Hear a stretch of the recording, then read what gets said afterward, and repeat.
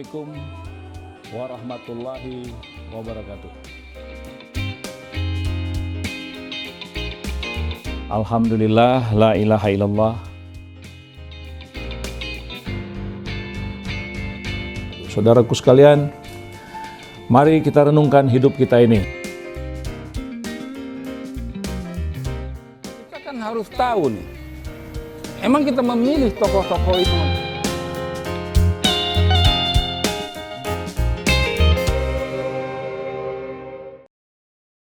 Bismillahirrahmanirrahim. Assalamualaikum warahmatullahi wabarakatuh. Pada kesempatan ini saya akan membahas peluang dan tantangan Partai Umat melalui analisa yang sederhana, SWOT. Jadi analisa SWOT ini berguna untuk mengetahui potensi apa saja dan tantangan apa saja terhadap Partai Umat. Kita harapkan walaupun Partai Umat ini pemain baru, newcomer, tapi dia bisa menyusun strategi yang baik gitu, sehingga bahkan bisa mengalahkan partai-partai yang lama. Nah, saya akan coba mengupas analisa SWOT di dalam Partai Umat. Analisa SWOT ini digunakan untuk pemasaran produk, tapi bisa juga digunakan untuk pemasaran politik. Karena intinya adalah ini berdasarkan keilmuan. Artinya faktor-faktor politik ini yang mempengaruhi ini. Mulai dari analisa SWOT itu strength dan weakness. Yaitu strength itu kekuatan dan kelemahan. Kekuatan dan kelemahan itu berasal dari internal Partai Umat itu sendiri. Bagaimana dia bisa mengurangi atau menghilangkan kelemahan-kelemahan dia. Apa kekurangan-kekurangannya? Namanya partai baru pasti banyak kekurangan. Nah, itu diinventarisir kelemahan-kelemahannya itu. Nah, diinventarisir itu yang harus dihilangkan kelemahan-kelemahan itu. Misalnya, Partai Umat kelemahannya dia partai baru, tentunya belum banyak dikenal ya secara luas. Nah, ini perlu secara masif pengenalan. Mungkin metode pengenalannya bisa lebih cepat lagi dari partai-partai yang sudah ada gitu. Ada metodenya. Nah, ini kan harus diciptakan nih formulasinya. Bagaimana orang bisa mengenal langsung jatuh cinta gitu. Nah, sehingga ini yang harus dibuat oleh Partai Umat. Begitu juga kekuatan-kekuatannya. Strength-nya ini bisa diinventarisasi kekuatan-kekuatan Partai Umat, potensinya ini. Karena kita lihat bahwa tokoh utamanya adalah Pak Amin Rais, yang tokoh reformasi, yang tahu persis perjalanan politik Indonesia. Sehingga istilahnya isi perut Indonesia itu Pak Amin paham gitu. Nah, ini kan kekuatan nih.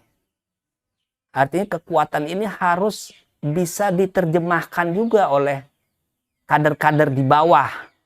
Sehingga ini menjadi sebuah daya tarik tersendiri bagi masyarakat untuk memilih jatuhannya kepada Partai Umat. Nah, setelah itu kita lihat dari SWOT itu opportunity dan threat, ya, hambatan, tantangan. Jadi peluang dan hambatannya. Nah, peluangnya juga kan kita udah inventarisir itu peluang-peluangnya, bahwa Partai Umat bisa mengambil satu ceruk umat Islam yang milenial dengan program-program yang baru, dengan program-program yang partai-partai lain merasa program itu nggak jalan. Partai Umat bisa menjalankan gitu, memberikan satu terobosan-terobosan. Misalnya tentang pemberdayaan masyarakat. Nah, ini kan hampir semua partai yang namanya pemberdayaan itu kurang digarap gitu, kurang serius diperhatikan. Padahal pemberdayaan ini sebenarnya merupakan satu ujung tombak untuk mendapatkan suara. Ketika masyarakat kita advokasi ya tentang persoalan misalnya hukum, itu masyarakat akan terbantu. Dengan terbantunya masyarakat, otomatis kita bisa menitipkan suara kepada mereka itu yang kita bantu itu. Jadi ada satu win-win benefit gitu, saling menguntungkan gitu. Enggak hanya kita memanfaatkan suara mereka saja, tapi kita bantu gitu. Terus juga masalah-masalah soal kesehatan, kita bisa juga bicara soal bagaimana membantu masyarakat dengan edukasi, hidup bersih, hidup sehat, pola hidup yang sehat, ya, atau menghindari bencana dan lain-lain, litigasi, mitigasi. Nah, itu kita harus nguasain gitu persoalan-persoalan itu, karena itu yang dibutuhkan oleh masyarakat. Itu bagian dari pemberdayaan masyarakat, sehingga ini menjadi peluang gitu, peluang suara gitu, mengumpulkan suara. Jadi itu analisa SWOT dari saya mengenai Partai Umat, sehingga diharapkan dengan analisa ini ya bisa lebih tajam lagi dengan kita buat program-program kerja di Partai Umat sampai tingkat ranting, sehingga ini menjadi sebuah moral partai, bahwa dasar moral partai berbuat itu seperti ini gitu, sehingga masyarakat akan merasakan kehadiran Partai Umat ini begitu menarik dan bermanfaat. Nah, dengan sendirinya kita bisa menitipkan suara dukungan kepada masyarakat itu. Jadi itu satu alternatif dengan analisa SWOT, dan ini bisa dikembangkan lagi dengan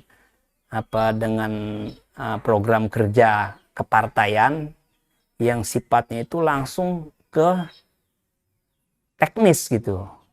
Jadi kita bukan bicara lagi persoalan-persoalan elit gitu, tapi udah bicara bagaimana mendapatkan suara gitu. Nah, di lain sisi juga kalau kita lihat peluang Partai Umat itu, ketika Partai Umat dijegal kemarin itu tidak lolos verifikasi faktual kedua, itu kita bisa mengambil pelajaran. Partai Umat yang sedari awal sudah menyuarakan oposisi terhadap pemerintah dan konsisten terus sampai verifikasi, konsekuensinya diganjel. Tapi sesungguhnya itu merupakan peluang bahwa Partai Umat punya kekuatan yang besar sehingga diganjel gitu. Nah, ini kan opportunity nih. Jadi ini yang harus kita kuatkan gitu. Figur Pak Aminnya. Nah, tinggal kita terjemahkan ke bawah. Coba kalau kita bandingkan dengan Partai Gelora. Itu kan dia cenderung cari aman, ya kan? Terus Partai PKN juga, Partai Kedaulatan Nasional, cari aman juga. Sehingga dia mulus saja, berjalan lancar, tapi itu bukan kekuatan. Kalau kita lihat, justru Partai Umat adalah kekuatan. Dengan dia dijegal, dia mengadakan perlawanan secara hukum, ya akhirnya bisa diloloskan juga dengan apa, menyelesaikan masalah-masalah di bawah.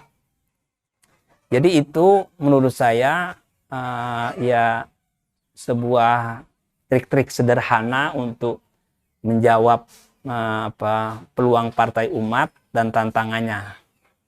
Nah, itu dari saya. Terima kasih. Billahi taufiq wal hidayah. Wassalamualaikum warahmatullahi wabarakatuh.